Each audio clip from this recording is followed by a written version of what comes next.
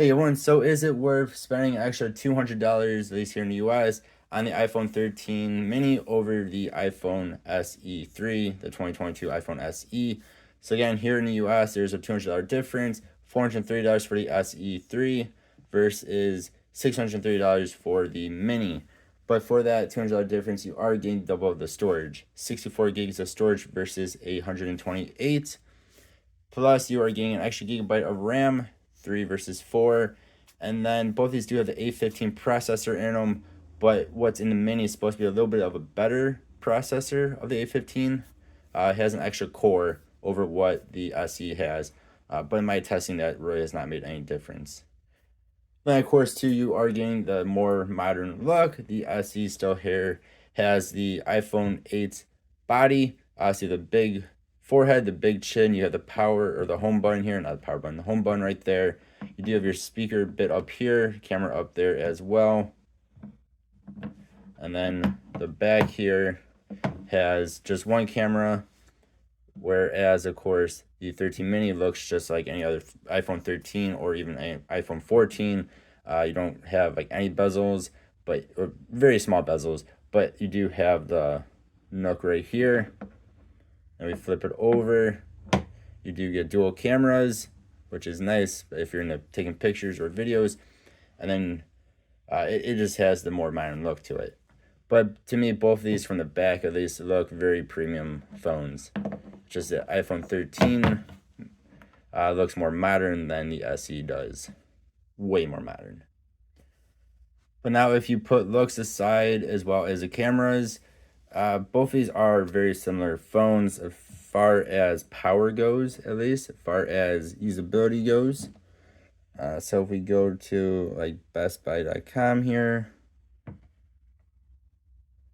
guys will see both of these are very fast, and actually sometimes the SE will win, sometimes the mini will win.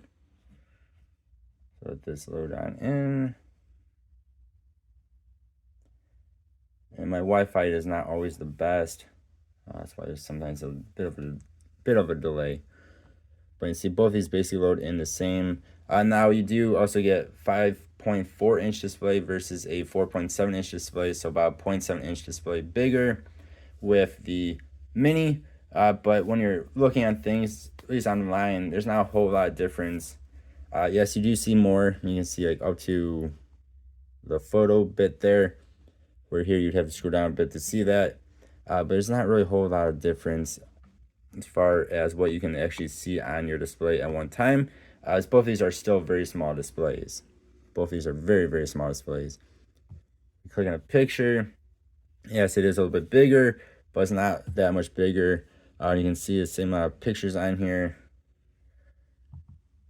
You can zoom in on both of these. So in my opinion, there's not a whole lot of difference when you're actually doing web browsing. Do one more website, that is Subaru.com here. So again, that is a little bit bigger, but it's not a whole lot bigger. That's the point I'm trying to get across here. Yes, it's bigger, but it isn't a crazy amount bigger. So looking at like the new Crosstreks. And again, both of these are basically the same on speed because they're both using the same processor. You might, if you're into something heavy, then the mini might be a little bit faster. If you're doing like 4K videos or something like that, editing, something like that, then you'll probably see a bit more difference with the mini. But otherwise, they're both basically the same on speed, and you're not really seeing that much more on your display. Now, they are two different types of displays, LCD versus OLED, so your color reproduction is a bit different. OLED is supposed to be better. To me, in my opinion, it depends on what I'm looking at. Sometimes I think the mini is better looking. Sometimes I think the SE is better looking. But it is supposed to have a better reproduction of colors over what the SE has. But again, to me, both of these are fantastic displays. If we go into something like gaming, I just have Roblox on here because I always have Roblox on here for my other channel. Both of these can play Roblox, any game you want to throw at it, just fine. These should be able to play any game you want to throw at them just fine. Any game you can get off of the App Store. I mean, even in nice graphics, both of these will be more than fine. One thing I do need to note though about gaming, and this apparently can differ between unit to unit. My iPhone 13 mini gets incredibly hot even after like 5-10 minutes of gaming, even on Roblox and max graphics. It gets very, very hot. The SE still gets hot, but it doesn't seem to get as hot to me.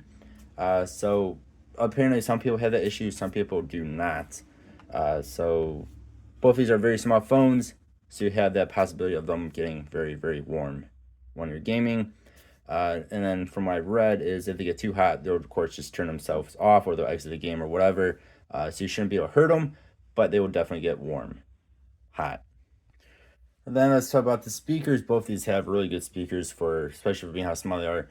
So SE here has a speaker up here, and then it has only one of these two speakers actually works. The other one is just for show. So we do the same video, of course, same mark, volume up all the way.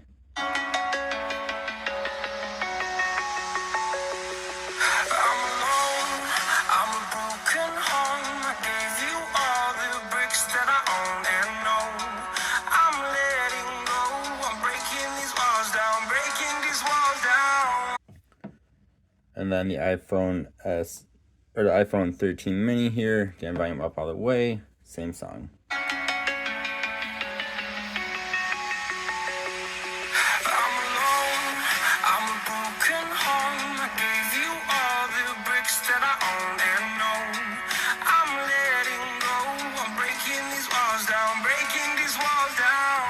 So both sound really good. Again, speaker up here, and then only one of these two speaker grills work. It's kind of weird how they did 3 or 4 on one side, and only 2 on the other. It's a bit weird, but then last thing I want to talk about here is battery life. Again, in my experience, both these are not the best for battery life. I wouldn't say they're the worst things ever. I'm not a heavy user by any means. I mostly use mine for looking up stuff and web browsing, watching YouTube, and then music. Both these phones for me get me through the day. I'll still have at least 50-60% battery by the end of the night. If you're a heavier user, yes, you're going to kill the battery. In standby time, these things last a very long time, but once you start using them, that battery will sink. If you do any sort of gaming, the battery will sink incredibly fast. Again, if you're looking up stuff online, your battery is going to die on you. The 13 mini is supposed to have a better battery. In my experience, both of these are, from my experience, both of these are about the same. And actually, I think in a way, the SE actually almost seems to last a little bit longer. But again, the 13 mini is supposed to have a better battery life. But again, if you want the best battery life, you're going to have to at least get a 13 or 14, or especially the Pro Maxes. Those have excellent batteries. Neither of these two are the greatest for battery life. They're both tiny little phones. They don't have a big battery. It's not going to last a long time. But again, my experience, they last more than fine.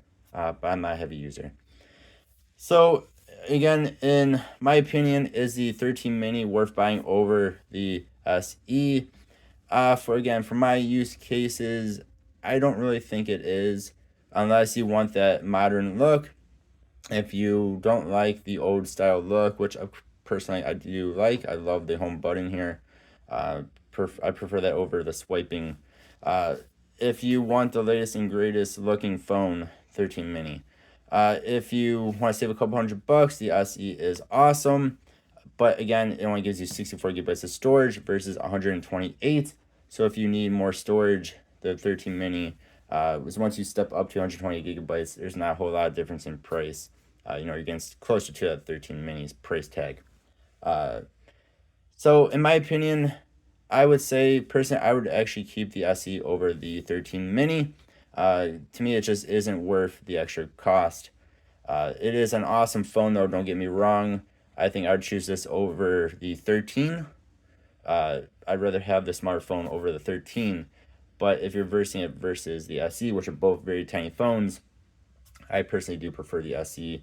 And that is probably a very unpopular opinion. But that is my opinion.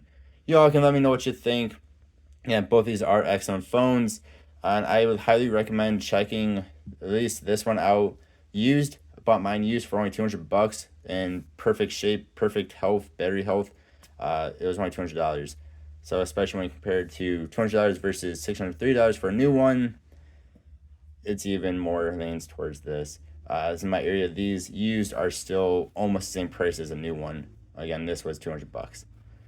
Again, thank you all very much for watching. As always, I really do appreciate you. Hope you have a good one. I'll see you next time. Let me know what your thoughts are. Goodbye.